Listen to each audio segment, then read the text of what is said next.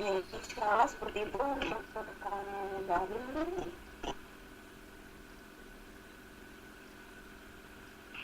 Oke, terima kasih Mbak. Kita lanjut ke pertanyaan berikutnya. Pertanyaan dari Mbak Uci.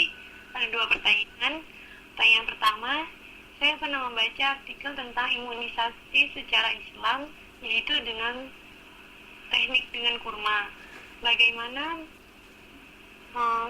penjelasannya secara medisnya? Kemudian pertanyaan kedua, apakah madu bisa diberikan kepada bayi sebelum usia 6 bulan? Terima kasih.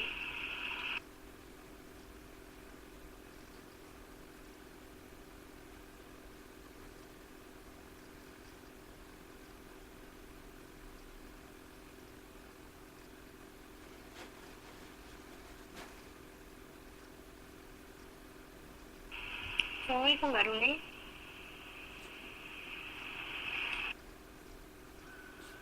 Waalaikumsalam. Iya, iya. Jadi tahnik dengan kurma ya. Jadi subhanallah kurma memang buah yang subhanallah ya manfaatnya banyak ya. Jadi apa di gula di dalam kurma ya juga mudah diuraikan tubuh gitu.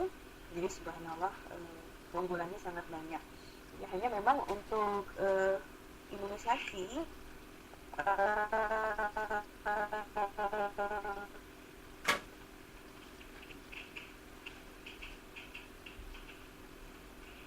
saya belum ini ya belum tahu ya belum tahu terang tentang apa imunisasi dengan cara mentahnik dengan kurma ya. Tapi insya Allah yang saya tahu adalah dengan tahnik itu akan apa merangsang refleks menghisap bayi ya, ada refleks hisap pada bayi karena ya insya Allah kita tahu ya bayi pun juga belajar ya buat dia juga sangat berat apa untuk bisa menyusu ya pada bayi pada ibunya itu juga sulit, dia perlu belajar.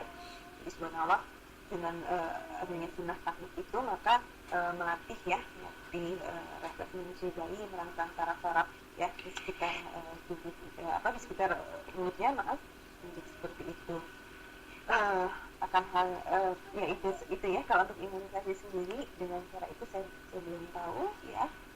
Tapi insya Allah yang memang sangat ya sangat bisa dipahami ya hikmahnya adalah tadi ya mungkin insya Allah pada akhirnya dengan si bayi bisa bisa menyusu dengan baik ya itulah yang nantinya akan memberikan imunitas pada tubuhnya ya walau alam mungkin seperti itu. Ya ya karena memang kembali bayi betul-betul perlu belajar untuk menyusui bagi mereka apa ngedot dari botol susu itu jauh lebih mudah daripada menyusui gitu ya, jadi bisa kita bayangkan subhanallah betapa memang betul-betul ya bonding ibu anak kemudian dia melatih bayi sedini mungkin untuk menyusui itu sangat perlu kita lakukan. Kemudian untuk madu oh iya dari Bapak Gunung Gede untuk madu memang kalau untuk sebelum 6 bulan tidak dianjurkan ya Mbak ya. Jadi apa lebih ke mungkin faktor ini ya faktor khawatirnya ada kontaminasi ya ada kontaminasi dari apa dari mikroba ya dari mikroorganisme dan juga kalau sebelum 6 bulan jadi ya full ASI saja gitu sebaiknya seperti itu ya. Jadi memang ASI eksklusif betul-betul sampai umur 6 bulan dan insya Allah dari yang sudah nolak hikmah perintah itu dalam Al-Quran ya subhanallah jadi memang betul-betul ya sudah bisa memenuhi ya, kebutuhan bayi sampai usia dia 6 bulan ya dan memang insya Allah secara alamiahnya nanti sesudah 6 bulan memang dia butuh ya tidak cuma butuh nutrisi yang lain butuh latihan minyak dan sebagainya ya jadi itulah kenapa memang betul-betul eksklusif ASI sampai 6 bulan ya bahkan air putih pun tidak kita berikan ya jadi memang betul-betul full ASI saja. Ya, insya Allah seperti itu untuk pertanyaannya Mbak Fatima. Oke, makasih Mbak Luli. Melanjutkan pertanyaan berikutnya dari Mbak Aida. Pertanyaannya, kalau masuk musim panas atau summer, saya suka ada kendala jerawat, keputihan, dan rambut rontok. Tapi kalau sudah masuk winter, kendala-kendala itu hilang. Kira-kira apakah itu pengaruh cuaca? Ada tipsnya, ada tips untuk menghilangkan kendala-kendala itu atau tidak? Ada juga beberapa teman yang justru kebalikan nih, yang ketika winter mendapat masalah tersebut dan summernya sembuh. Ada juga yang summernya kena masalah tersebut, winternya sembuh.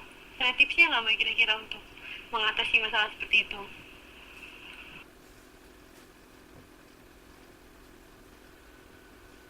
Ini mungkin khas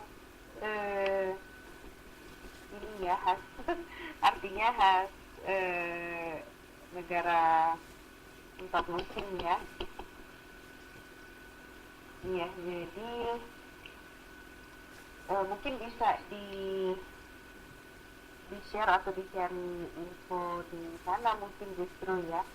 Kalau dari Mbak Aida sih sepertinya memang khas memang khas pengaruh cuaca ya, jadi lebih lembab ya.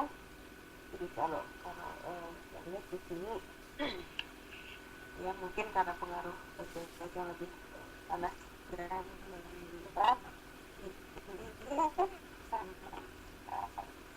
summer ya, tentunya itu kita insya Allah diantisipasi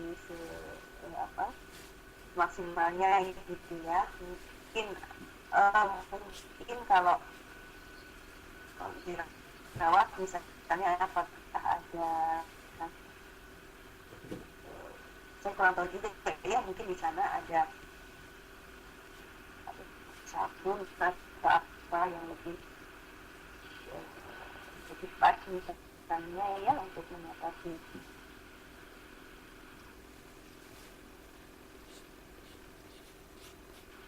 ini ya.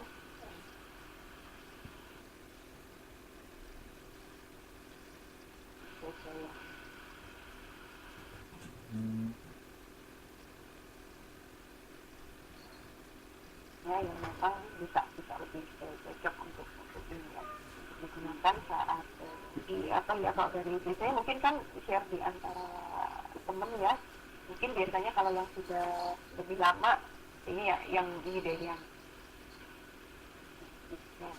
bisa tips yang lebih ini ya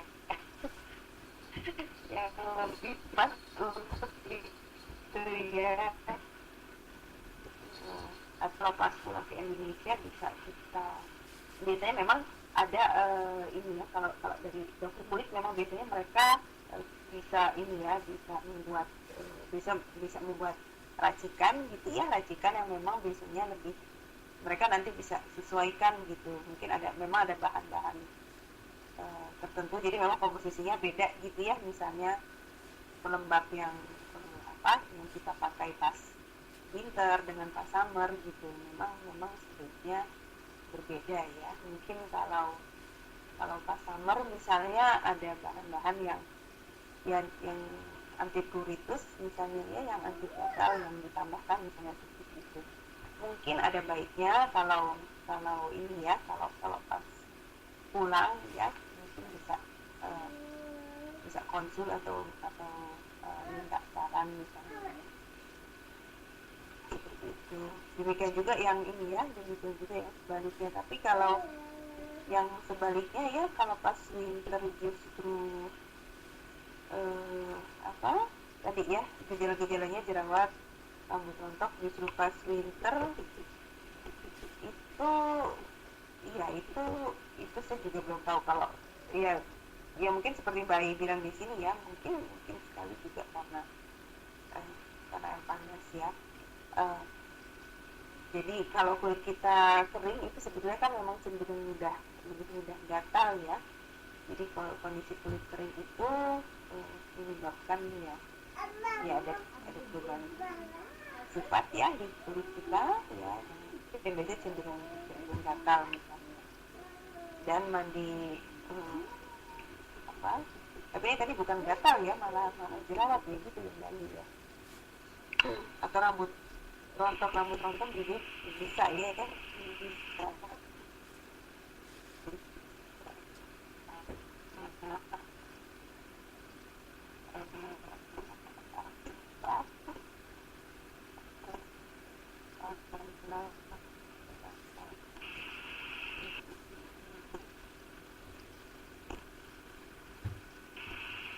Jawaban saya mungkin bisa ditanyakan pada yang udah lebih lama tuh, malah bisa saya insya Allah ya bicara itu baik.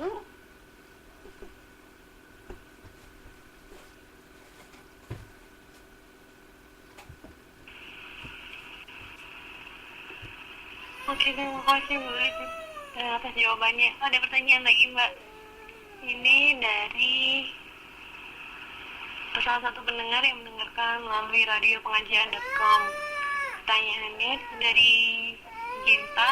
Pertanyaannya, terima kasih atas kesempatannya. Saya punya pertanyaan tentang ibu saya, umurnya 55 tahun. Beliau menderita darah tinggi. Hampir setiap malam beliau tidak bisa tidur. Kalaupun bisa, itu dibantu dengan obat penenang dari dokter. Yang ingin saya tanyakan, kira-kira adakah home remedy atau solusi lain yang meringankan masalah ibu saya? Saya khawatir konsumsi obat penenang walaupun dengan dosis rendah dalam waktu lama akan berdampak buruk. Terima kasih.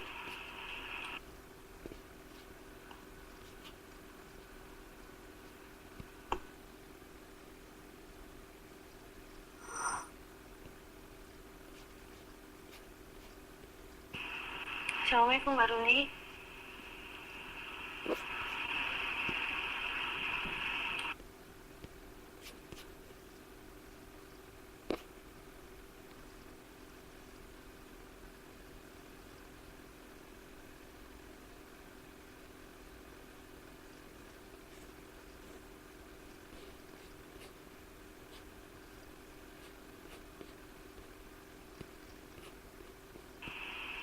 Assalamualaikum Mbak Ruli.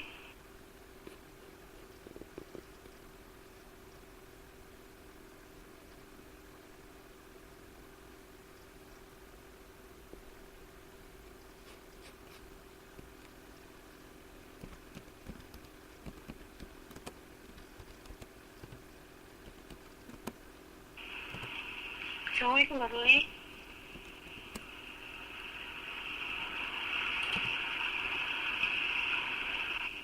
Mungkin Mbak Ruli sekarang lagi mengalami gangguan jaringan. Saya iklankan lagi acara atau kajian radio pengajian.com berikutnya, yaitu kajian seri halal thayyibah dengan tema haram tak sekedar hanya babi dan arak bagian 2 yang akan disampaikan oleh Ustadz Nanung Denardono dari United Kingdom. Kajian tersebut akan diadakan hari Sabtu tanggal 25 Juni tahun 2011 dimulai pukul 8 waktu Indonesia Barat. Kajian tersebut bisa didengarkan melalui radio pengajian.com. Kita coba kita cek lagi. Assalamualaikum Mbak Ruli.